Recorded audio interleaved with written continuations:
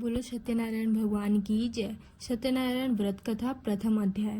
सत्यनारायण व्रत का पूरा संदर्भ यह है कि पूरा काल में शौन कादि ऋषि नैमिषारण्य स्थित महर्षि सूत के आश्रम पर पहुँचे।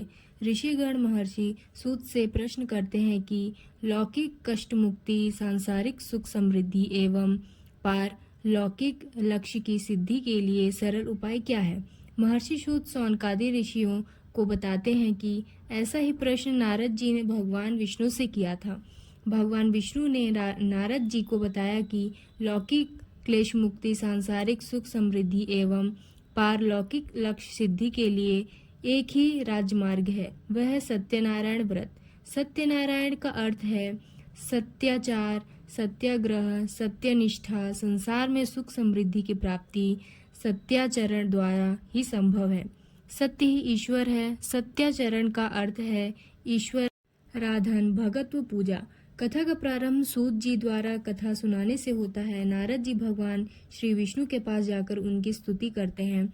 स्तुति सुनने के अंतर भगवान श्री विष्णु जी ने नारद जी से कहा, महाभाग, आप किस प्रयोजन से यहाँ आए हैं? आपके मन में क्या है? कहिए, वह सब कुछ मैं आपको बताऊंगा। नारद जी बोले, भगवान, मृत्युलोक में अपने पाप कर्मों के द्वारा विभिन्न योनियों में उत्पन्न सभी लोग बहुत प्रकार के क्लेशों से दुख हो रहे हैं। हे नाथ, किस लघु उपाय से उनके कष्टों का निवारण हो सकेगा? यदि आपकी मेरे ऊपर कृपा हो तो वह सब मैं सुनना चाहता हूँ। उसे श्री भगवान ने कहा, हे वत्स, संसार के ऊपर अनुग्रह करने की इच्छा से आपने बहुत अच्छी बात पूछी है। जिस व्रत के करने से प्राणी मोह से मुक्त हो जाता है, उसे आपको बताता हूँ, सुने। हे वत्स, स्वर्ग और मृत्युलोक में दुर्लभ भगवान सत्यनारायण का एक महान पुण्यप्रद व्रत है। आपके स्नेह के कारण इस समय मैं उसे कह रहा हूँ। अच्छी प्रकार विधि विधान से भगवान सत्यनारायण व्रत करके मनुष्य शीघ्र ही सुख प्राप्त कर परलोक में मोक्ष प्राप्त कर सकता है। भगवान की ऐसी वाणी सुनकर नारद मुनि ने कहा, प्रभु, इस व्रत को करने का क्या फल है? इसका विधान क्या है? इस व्रत को किसने किया और इससे कब करना चाहिए? यह सब विस्तार पूर्वक बतलाइए। श्री भगवान ने कहा, यह सत्यनारायण व्रत दुख, शोक आदि का शमन करने वाला, धन धान्य की वृद्धि करने वाला, सौभाग्य और संतान देने वाला तथा सर्वत्र विजय प्रदान करने वाला है। जिस किसी भी दिन भक्ति और श्रद्धा से संवित होकर मनुष्य ब्राह्मणों और बंधु बांधवों के साथ धर्म से तत्पर होकर सायंकाल भगवान सत्यनारायण की पूजा करे, नैवेद्य के रूप में उत्तम कोटि के भोजनीय पदार्थ को सवाया मात्रा में भक्तिपूर्वक अर्पित करना चाहिए। केले के फल, घी, दूध, गेहूं का चूर्ण अथवा गेहूं के चूर्ण के अभाव में साठी, चावल का चूर्ण, शक्कर या गुड़, यह सब भस्म सामग्री सवाया मात्र में एकत्र कर निवेदित करनी चाहिए। बंधु बांधवों के साथ श्री सत्यनारायण भगवान की कथा सुनकर दक्षिणा देनी चाहिए। तदंतर बंधु बांधवों के साथ भोजन कराना चाहिए। भक्तिपूर्वक प्रसाद ग्रहण करके नृत्य गीत आदि का आयोजन करना चाहिए। तदंतर भगवान सत्यनारायण का स्मरण करते हुए अपने घर जाना चाहिए। ऐसा करने से मनुष्यों की अभिलाषा अवश्य पूर्ण होती है। विशेष रूप से कलयुग में पृथ्वीलोक में यह सबसे छोटा सा। दूसरा अध्याय। श्री सूत जी बोले, हे द्विजों, अब मैं पुनः पूर्व काल में जिसने इस सत्यनारायण व्रत को किया था उसे भली भांति स्वीकार पूर्वक कहूँगा। रमणीय काशी नामक नगर में कोई अत्यंत निर्धन ब्राह्मण रहता था। भूख और प्यास से व्याकुल होकर वह प्रतिदिन पृथ्वी पर भटकता रहता था। भगवान ने उस दुखी ब्राह्मण को देखकर वृद्ध का रूप धारण करके उस द्विज और आदर पूर्वक पूछा, हे द्विज, प्रतिदिन अत्यंत दुखी होकर तुम किस लिए पृथ्वी पर भ्रमण करते रहते हो? हे द्विज श्रेष्ठ, यह सब बतलाओ, मैं सुनना चाहता हूँ। ब्राह्मण बोला, प्रभु, मैं अत्यंत दरिद्र हूँ और भिक्षा के लिए ही पृथ्वी पर घूमा करता हूँ। यदि मेरी इस दरिद्रता को दूर करने का आप कोई उपाय जानते हो तो कृपा पूर्वक बतलाइए। वृद्ध बोला, हे देव, सत्यनारायण भगवान विष्णु अभिष्ट फल को देने वाले हैं। हे विप्र, तुम उनका उत्तम व्रत करो, जिसे करने से मनुष्य सभी दुखों से मुक्त हो जाता है। व्रत के विधान को भी अत्यंत पूर्ण कहकर वृद्ध रूपधारी भगवान विष्णु अंतर्धानी हो गए। वृद्ध ने जैसा कहा है उस व्रत को अच्छी प्रकार से वैसे ही करूंगा, यह सोचते हुए उसको रात में नींद नहीं आई। अगले दिन प्रातः काल उठकर भगवान सत्यनारायण का व्रत करूंगा ऐसा संकल्प करके वह भिक्षा के लिए चल पड़ा। उस दिन भिक्षा में बहुत सा धन प्राप्त हुआ। उसी धन से उसने बंधु बांधवों के साथ भगवान सत्यनारायण का व्रत किया। इस व्रत के प्रभाव से वह श्रेष्ठ सभी दुखों से मुक्त होकर समस्त संपत्तियों से संपन्न हो गया। उस दिन से लेकर के प्रत्येक महीने उसने यह व्रत किया। इस प्रकार भगवान सत्यनारायण के इस व्रत को करने से वह श्रेष्ठ सभी पापों से मुक्त हो गया और उसने दुर्लभ मोक्ष पद को प्राप्त किया। हे विप्र, पृथ्वी पर जब भी कोई मनुष्य श्री सत्यनारायण का व्रत करेगा उसी समय उसके समस्त दुख नष्ट हो जाएंगे। इस प्रकार भगवान नारायण ने महात्मा नारद जी से जो कुछ कहा मैंने वह सब आप लोगों से कह दिया। आगे अब मैं और क्या करूं? हे मुने, इस पृथ्वी पर उस सुने हुए इस व्रत को किसने किया, हम वह सब सुनना चाहते हैं। उस व्रत पर हमारी श्रद्धा हो रही है। श्री सूत जी बोले, हे मुनियों, पृथ्वी पर जिसने यह व्रत किया उसे आप लोग सुने। एक बार वह द्विजश्रेष्ठ अपनी धन संपत्ति के अनुसार बंधु बांधवों तथा परिजनों के साथ व्रत करने के लिए उद्यत हुआ। इसी बीच एक लकड़हारा वहां आया और लकड़ी बाहर रखकर उस ब्राह्मण के घर गया। वह उस व्रत को करता हुआ देख प्रणाम करके उससे बोला, प्रभु आप यह क्या कर रहे हैं? इसे करने से किस फल की प्राप्ति होती है, विस्तार पूर्वक मुझे कहिए। विप्र ने कहा, यह सत्यनारायण का व्रत है जो सभी मनोरथों को प्रदान करने वाला है। उसी के प्रभाव से मुझे यह सब महान धन धान्य आदि प्राप्त हुआ है। जल पीकर तथा प्रसाद ग्रहण करके वह नगर चला गया। सत्यनारायण देव के लिए मन से ऐसा सोचने लगा कि आज लकड़ी बेचने से जो धन प्राप्त होगा उसी धन से भगवान सत्यनारायण का श्रेष्ठ व्रत करूंगा। इस प्रकार मन से चिंतन करता हुआ लकड़ी को मस्तक पर रखकर उस सुंदर नगर में चला गया जहाँ धन संपन्न लोग रहते थे। उस दिन उसने लकड़ी का दुगुना मूल्य प्राप्त किया। इसके बाद प्रसन्न हृदय होकर वह पके हुए केले का फल, शक्कर, घी, दूध और गेहूं का चूर्ण सवाया मात्र में लेकर अपने घर आया। तत्पश्चात उसने अपने बांधवों को बुलाकर विधि विधान से भगवान श्री सत्यनारायण का व्रत किया। उस व्रत के प्रभाव से वह धन पुत्र से संपन्न हो गया और इस लोक में अनेक सुखों का उपभोग कर अंत में सत्यपुर अर्थात बैकुंठ लोक को चला गया। तीसरा अध्याय। श्री सूत जी बोले, श्रेष्ठ मुनियों, अब मैं पुनः आगे की कथा कहूँगा, आप लोग सुने। प्राचीन काल में एक उल्लामुख नाम का एक राजा था। वह जितेंद्रिय, सत्यवादी तथा अत्यंत बुद्धिमान था। वह विद्वान राजा प्रतिदिन देवालय जाता और धन देकर ब्राह्मणों को संतुष्ट करता था। कमल के समान मुख वाली उसकी धर्मपत्नी शील, विनय एवं सौंदर्य आदि गुणों से संपन्न तथा परिपरायणा थी। राजा एक दिन अपनी धर्मपत्नी के साथ भद्रशिला नदी के तट पर श्री सत्यनारायण का व्रत कर रहा था। उसी समय व्यापार के अनेक प्रकार की पुष्पकल धनराशि से संपन्न एक साधु नाम का बनिया वहां आया। भद्रशिला नदी के तट पर नाव को स्थापित कर वह राजा के समीप गया और राजा को उस व्रत में दीक्षित देखकर विनय पूर्वक पूछने लगा। साधु ने कहा, राजन, आप भक्तियुक्त चिन्ह से यह क्या कर रहे हैं? कृपया वह सब बताइए, इस समय मैं सुनना चाहता हूँ। राजा बोले, हे साधो, पुत्र आदि की प्राप्ति की कामना से अपने बंधु बांधवों के साथ मैं अतुल तेज संपन्न भगवान विष्णु का व्रत एवं पूजन कर रहा हूँ। राजा की बात सुनकर साधु ने आदर पूर्वक कहा, राजन, इस विषय में आप मुझे सब कुछ विस्तार से बतलाइए। आपके कथानुसार मैं व्रत एवं पूजन करूँगा। मुझे भी शांति नहीं है, इससे अवश्य ही शांति प्राप्त होगी। ऐसा विचार कर वह व्यापार से निर्वृत्त होकर आनंद पूर्वक अपने घर आया। उसने अपनी भार्या से शांति प्रदान करने वाले इस सत्यव्रत को विस्तार पूर्वक बताया तथा जब मुझे शांति प्राप्त होगी तब मैं इस व्रत को करूँगा। इस प्रकार उस साधु ने अपनी भार्या लीलावती से कहा। एक दिन उसकी लीलावती नाम की सती साध्वी भार्या पति के साथ आनंद चित्त से ऋतुकालीन धर्माचरण में प्रवृत्त हुई। और भगवान श्री सत्यनारायण की कृपा से उसकी वह भार्या गर्भिणी हुई। 10वें महीने में उसने कन्या रत्न की उत्पत्ति हुई और वह शुक्ल पक्ष के चंद्रमा की भांति दिन प्रतिदिन बढ़ने लगी। उस कन्या का नाम कलावती रखा गया। इसके बाद वह एक दिन लीलावती ने अपने स्वामी के मधुर वाणी में कहा, आप पूर्व में संकल्पित श्री सत्यनारायण के व्रत को क्यों नहीं रख रहे? साधु बोला, प्रिय, इसके विवाह के समय व्रत करूंगा। इस प्रकार अपनी पत्नी को भली भांति आश्वस्त कर वह व्यापार करने के लिए नगर की ओर चला आया। इधर कन्या कलावती पिता के घर में बढ़ने लगी।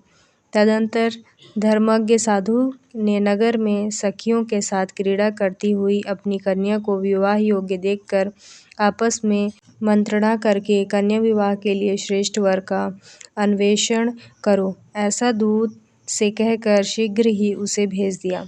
उसकी आज्ञा प्राप्त करके वह दूत कांचन नामक नगर में गया और वहां एक वाणिक का पुत्र लेकर आया।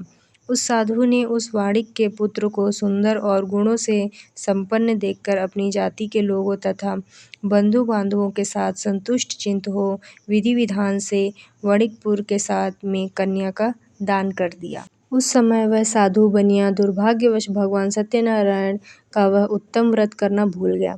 पूर्व संकल्प के अनुसार विवाह के समय व्रत न करने के कारण भगवान उस पर रुष्ट हो गए। कुछ समय पश्चात अपने व्यापार कर्म में कुशल वह साधु बनिया काल की प्रेरणा से अपने दामाद के साथ व्यापार करने के लिए समुद्र के समीप स्थित रत्नसारपुर नामक सुंदर नगर में गया और अपने श्री संपन्न दामाद के साथ वहां व्यापार करने लगा। उसके बाद वे दोनों राजा चंद्रकेतु के रमणीय उस नगर में गए। उसी समय भगवान श्री सत्यनारायण ने उसे भ्रष्ट प्रतिज्ञ देखकर इसे दारुण करीण और महान दुख प्राप्त होगा, यह शाप दे दिया। एक दिन एक चोर राजा चंद्रकेतु के धन को चुराकर वहीं आया जहां दोनों वणिक स्थित थे। वह अपने पीछे दौड़ते हुए दूतों को देखकर भयभीत चित्त से धन वहीं छोड़कर शीघ्र ही छिप गया। इसके बाद राजा के दूत वहां आ गए जहां वह साधु वणिक था। वहां राजा के धन को देखकर वे दूत उन दोनों वाणिक पुत्रों को बांधकर ले आए और हर्षपूर्वक दौड़ते हुए राजा से बोले, प्रभु, हम तो चोर पकड़ लाए हैं, इन्हें देखकर आप आज्ञा दें।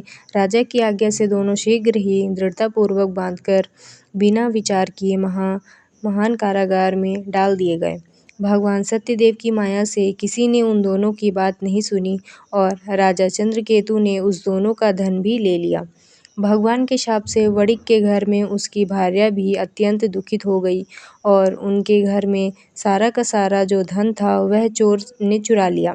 लीलावती शारीरिक तथा मानसिक पीड़ाओं से युक्त भूख और प्यास से दुखी हो अन्न की चिंता से दर दर भटकने लगी। कलावती कन्या भी भोजन के लिए इधर उधर प्रतिदिन घूमने लगी। एक दिन भूख से पीड़ित कलावती एक घर गई। वहां जाकर उसने श्री सत्यनारायण के व्रत पूजन को देखा। वहां बैठकर उसने कथा सुनी और वरदान मांगा। उसके बाद प्रसाद ग्रहण करके वह कुछ रात होने पर घर गई।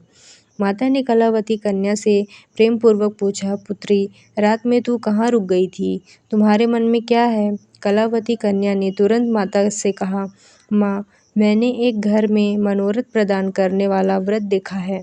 कन्या की उस बात को सुनकर वह वणिक भी भार्या व्रत करने को उद्युक्त हुई और प्रसन्न मन से उस साध्वी ने बंधु बांधवों के साथ भगवान श्री सत्यनारायण का व्रत किया तथा इस प्रकार प्रार्थना की, भगवान, आप हमारे पति एवं जामाता के अपराध को क्षमा करें, वे दोनों अपने घर शीघ्र आ जाएं। इस व्रत से भगवान सत्यनारायण पुनः संतुष्ट हो गए तथा उन्होंने नृपश्रेष्ठ चंद्रकेतु को स्वप्न दिखाया और स्वप्न में कहा, नृपश्रेष्ठ, प्रातःकाल दोनों वाणिकों को छोड़ दो और वह सारा धन भी दे दो जो तुमने उनसे इस समय ले लिया है, अन्यथा राज्य, धन एवं पुत्र सहित तुम्हारा सर्वनाश कर दूंगा। राजा से स्वप्न में ऐसा कहकर भगवान सत्यनारायण अंतर्ध्यान हो गए। इसके बाद प्रातःकाल राजा ने सभा में बैठकर अपना स्वप्न लोगों को बताया और कहा, दोनों बंधी वाणिक पुत्रों को शीघ्र ही मुक्त कर दो। राजा की ऐसी बात सुनकर वे राजपुरुष दोनों महाजनों को बंध मुक्त करके राजा के सामने लाकर विनय पूर्वक बोले, महाराज, बेड़ी बंधन से मुक्त करके दोनों वाणिक पुत्र लाए गए हैं। इसके बाद दोनों महाजन नृपश्रेष्ठ चंद्रकेतु को प्रणाम करके अपने पूर्व वृत्तांत का स्मरण करते हुए भयभिन्न हो गए और कुछ बोल न सके। राजा ने वणिक पुत्रों को देखकर आदरपूर्वक कहा, आप लोगों को प्रारंभवश यह महान दुख प्राप्त हुआ है, इस समय कोई भय नहीं है। ऐसा कहकर उनकी बेड़ी खुलवाकर शौर्य कर्म आदि कराया। राजा ने वस्त्र अलंकार देकर उन दोनों वाणिक पुत्रों को संतुष्ट किया तथा सामने बुलाकर वाणी द्वारा अत्यधिक आनंदित किया। पहले जो धन लिया था उसे दूना करके दिया। इसके बाद राजा ने पुनः उनसे कहा, साधो अब आप अपने घर को जाएं। राजा को प्रणाम करके आपकी ही कृपा से हम जा रहे हैं। ऐसा कहकर उन दोनों महावैश्यों ने अपने घर की ओर प्रस्थान किया। चौथा अध्याय। श्री दूत जी बोले, साधु बनिया मंगलाचरण कर और ब्राह्मणों को धन देकर अपने नगर के लिए चल पड़ा। साधु ने कुछ दूर जाने पर भगवान सत्यनारायण की उनकी सत्यता की परीक्षा के विषय में जिज्ञासा हुई। साधो, तुम्हारी नाव में क्या भरा है? तब धन के मद से चूर दोनों महाजनों ने अवहेलनापूर्वक हंसते हुए कहा, दंडिल, क्यों पूछ रहे हो? तुम कुछ द्रव्य लेने की इच्छा है? हमारी नाव में तो लता और पत्ते आदि भरे हैं। ऐसी निष्ठुर वाणी सुनकर तुम्हारी बात सच हो जाए, ऐसा कहकर दंडी सन्यासी का रूप धारण किए हुए भगवान कुछ दूर जाकर समुद्र के समीप बैठ गए। दंडी के चले जाने पर नित्य क्रिया करने के पश्चात उतराई हुई अर्थात जल में ऊपर की ओर उठी हुई नौका को देखकर साधु अत्यंत आश्चर्य में पड़ गया और नाव में लता और पत्ते आदि देखकर मूर्छित हो पृथ्वी पर गिर पड़ा। सचेत होने पर वणिकपुरी चिंतित हो गया। तब उसके दामाद ने इस प्रकार कहा, आप शोक क्यों करते हैं? दंडी ने शाप दे दिया है। इस स्थिति में ही चाहे तो सब कुछ कर सकते हैं, इसमें संशय नहीं। अतः उन्हीं की शरण में हमें चले, वहीं मन की इच्छा पूर्ण होगी। दामाद की बात सुनकर वह साधु बनिया उनके पास गया और वहां दंडी को देखकर उसने भक्तिपूर्वक उन्हें प्रणाम किया तथा आदरपूर्वक कहने लगा, आपके सम्मुख मैंने जो कुछ कहा है असत्य भाषण रूप अपराध किया है। आप मेरे उस अपराध को क्षमा करें। ऐसा कहकर बार ब्रह्म प्रणाम करते हुए वह महान शोक से आकुल हो गया। दंडी ने उसे रोता हुआ देखकर कहा, हे मूर्ख, रो मत, मेरी बात सुनो। मेरी पूजा से उदासीन होने के कारण तथा मेरी आज्ञा से ही तुमने बारंबार दुख प्राप्त किया है। भगवान की ऐसी वाणी सुनकर वह उनकी स्तुति करने लगा। साधु ने कहा, हे प्रभु, यह आश्चर्य की बात है कि आपकी माया से मोहित होने के कारण ब्रह्मा आदि देवता भी आपके गुणों और रूपों को यथावत रूप से नहीं जान पाते। फिर मैं मूर्ख आपकी माया से मोहित होने के कारण कैसे जान सकता हूँ? आप प्रसन्न हो, मैं अपनी धन संपत्ति के अनुसार आपकी पूजा करूँगा। मैं आपकी शरण में आया हूँ। मेरा जो नौका में स्थित पूरा धन था उसकी तथा मेरी रक्षा करें। उस बनिया की भक्ति युक्त वाणी सुनकर भगवान जनार्दन संतुष्ट हो गए। भगवान हरि उसे अभीष्ट वर प्रदान करके वहीं अंतर्धान हो गए। उसके बाद वह साधु अपनी नौका में चढ़ा और उसे धन धान्य से परिपूर्ण देखकर भगवान सत्यदेव की कृपा से हमारा मनोरथ सफल हो गया। ऐसा कहकर स्वजनों के साथ उसने भगवान की विधिवत पूजा की। भगवान श्री सत्यनारायण की कृपा से वह आनंद से परिपूर्ण हो गया और नाव को प्रयत्नपूर्वक संभाल कर उसने अपने देश के लिए प्रस्थान किया। सुधा बनिया ने अपने दामाद से कहा, वह देखो, मेरी रत्नपुरी नगरी दिखाई दे रही है। इसके बाद उसने अपने धन के रक्षक दूत को अपने आगमन का समाचार देने के लिए अपनी नगरी में भेजा। उसके बाद उस दूत ने नगर में जाकर साधु की भार्या को देख हाथ जोड़कर प्रणाम किया तथा उसके लिए अभीष्ट बात कही। सेठ जी अपने दामाद तथा बंधु वर्गों के साथ बहुत सारे धन धान्य से संपन्न होकर नगर के निकट पधार गए हैं। दूत के मुख से यह बात सुनकर वह महान आनंद से प्रलय हो गई और उस साध्वी ने सत्यनारायण की पूजा करके अपनी पुत्री से कहा, मैं साधु के दर्शन के लिए जा रही हूँ, तुम शीघ्र आओ। माता का ऐसा वचन सुनकर व्रत को समाप्त करके प्रसाद का परित्याग कर वह कलावती भी अपने पति का दर्शन के लिए चल पड़ी। इससे भगवान सत्यनारायण रुष्ट हो गए और उन्होंने उसके पति को तथा नौका को धन के हाथ हरण करने जल में डुबा दिया। इसके बाद कलावती कन्या अपने पति को न देख महान शोक में रुदन करती हुई पृथ्वी पर गिर पड़ी। नाव का अदर्शन तथा कन्या को अत्यंत दुखी देख भयभीत मन से साधु बनिया से सोचा, यह क्या आश्चर्य हो गया। नाव का संचालन करने वाले भी सभी चिंतित हो गए। तदंतर वह लीलावती भी कन्या को देखकर विह्वल हो गई और अत्यंत दुख में विलाप करती हुई अपने पति के इस प्रकार बोली, अभी अभी नौका के साथ वह कैसे आरक्षित हो गया। न जाने किस देवता की उपेक्षा से वह नौका हरण कर ली गई, अथवा श्री सत्यनारायण का महात्म्य कौन जान सकता है। ऐसा कहकर वह स्वजनों के साथ विलाप करने लगी और कलावती कन्या को गोद में लेकर रोने लगी। कलावती कन्या भी अपने पति के नष्ट हो जाने पर दुखी हो गई और पति की पादुका लेकर उनका अनुगमन करने के लिए उनके मन में निश्चय किया। कन्या के इस प्रकार के आचरण को देख भार्या सहित वह समज्ञ साधु बनिया अत्यंत शोक संतप्त हो गए और सोचने लगा, या तो भगवान सत्यनारायण ने यह अपहरण किया है, अथवा हम अभी भगवान सत्यदेव की माया से मोहित हो गए हैं। अपनी धन शक्ति के अनुसार मैं भगवान श्री सत्यनारायण की पूजा करूंगा।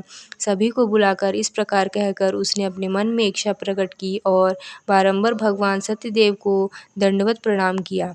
इससे दीनों के परिपालन भगवान सत्यदेव प्रसन्न हो गए।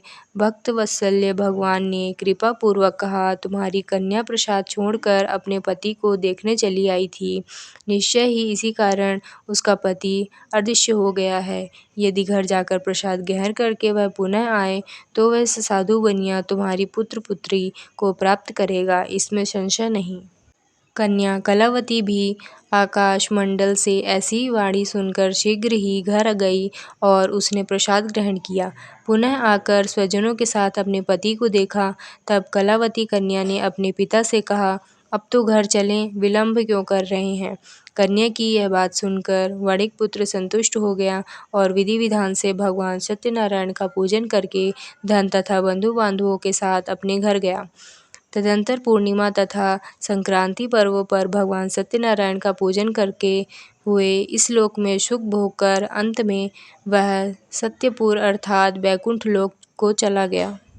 5वां अध्याय। श्री सूत जी बोले, श्रेष्ठ मुनियों, अब इसके बाद मैं दूसरी कथा कहूँगा, आप लोग सुने। अपनी प्रजा का पालन करने में तत्पर तुंगध्वज नामक एक राजा था। उसने सत्यदेव के प्रसाद का परित्याग करके दुख प्राप्त किया। एक बार वह वन जाकर और वहाँ बहुत से पशुओं को मारकर वट वृक्ष के नीचे आया। वहाँ उसने देखा कि गोपगण बंधु बांधवों के साथ संतुष्ट होकर भक्तिपूर्वक भगवान सत्यदेव की पूजा कर रहे हैं। राजा यह देखकर भी अहंकारवश न तो वहाँ गया और न ही उसने भगवान सत्यनारायण को प्रणाम भी किया। पूजन के बाद सभी गोपगण भगवान का प्रसाद राजा के समीप रहकर वहाँ से लौट आए और इच्छानुसार उन सभी ने भगवान का प्रसाद ग्रहण किया। इधर राजा को प्रसाद का परित्याग करने से बहुत दुख प्राप्त हुआ। उसका संपूर्ण धन धान्य एवं सभी 100 पुत्र नष्ट हो गए। राजा ने मन में यह निश्चय किया कि अवश्य ही भगवान सत्यनारायण ने हमारा नाश कर दिया है, इसलिए मुझे वहाँ जाना चाहिए जहाँ श्री सत्यनारायण का पूजन हो रहा था। ऐसा मन में निश्चय करके वह राजा गोपगणों के समीप गया और उसने गोपगणों के साथ भक्ति श्रद्धा से युक्त होकर विधि पूर्वक भगवान सत्यदेव की पूजा की। भगवान सत्यदेव की कृपा से वह पुनः धन और पुत्रों से संपन्न हो गया तथा लोक में सभी सुखों का उपभोग कर अंत में सत्यपुर वैकुंठ लोक को प्राप्त हुआ। श्री सूत जी कहते हैं, जो व्यक्ति इस परम दुर्लभ श्री सत्यनारायण के व्रत को करता है और पुण्यमयी तथा फलप्रदायिनी भगवान की कथा और भक्ति युक्त होकर सुनता है, उसे भगवान सत्यनारायण की कृपा से धन धान्य आदि की प्राप्ति होती है। दरिद्र धनवान हो जाता है। बंधन में पड़ा हुआ बंधन से मुक्त हो जाता है, डरा हुआ व्यक्ति भय मुक्त हो जाता है। यह सत्य बात है, इसमें संशय नहीं। इस लोक में वह सभी स्पित फलों का भोग प्राप्त करके अंत में सत्यपुर वैकुंठ लोक को जाता है। इस प्रकार मैंने आप लोगों से भगवान सत्यनारायण के व्रत को कहा, जिसे करके मनुष्य सभी दुखों से मुक्त हो जाता है। कलयुग में तो भगवान सत्यदेव की पूजा विशेष फल प्रदान करने वाली है। भगवान विष्णु को ही कुछ लोग काल, कुछ लोग सत्य, कोई ईश और कोई सत्यदेव तथा दूसरे लोग सत्यनारायण नाम से कहेंगे। अनेक रूप धारण करके भगवान सत्यनारायण सभी का मनोरथ सिद्ध करते हैं। कलयुग में सनातन भगवान विष्णु ही सत्यव्रत रूप धारण करके सभी का मनोरथ पूर्ण करने वाले होंगे। हे श्रेष्ठ मुनियों, जो व्यक्ति नित्य भगवान सत्यनारायण की इस व्रत कथा को पढ़ता है या सुनता है, भगवान सत्यनारायण की कृपा से उसके सभी पाप नष्ट हो जाते हैं। हे मुनीश्वरों, पूर्व काल में जिन लोगों ने भगवान सत्यनारायण का व्रत किया था, उसके अगले जन्म का वृत्तांत कहता हूँ, आप लोग सुने। महान प्रज्ञासंपन्न सत्यनारायण व्रत करने से प्रभाव से दूसरे जन्म में सुदामा हुए और उस जन्म में भगवान श्री कृष्ण का ध्यान करके उन्होंने मोक्ष प्राप्त किया। लकड़हारा भिल्ल गुहों का राजा हुआ और अगले जन्म में उसने भगवान श्री राम की सेवा करके मोक्ष प्राप्त किया। महाराज उल्लकमुख दूसरे जन्म में राजा दशरथ हुए, जिन्होंने श्री रंगनाथ जी की पूजा करके अंत में वैकुंठ प्राप्त किया।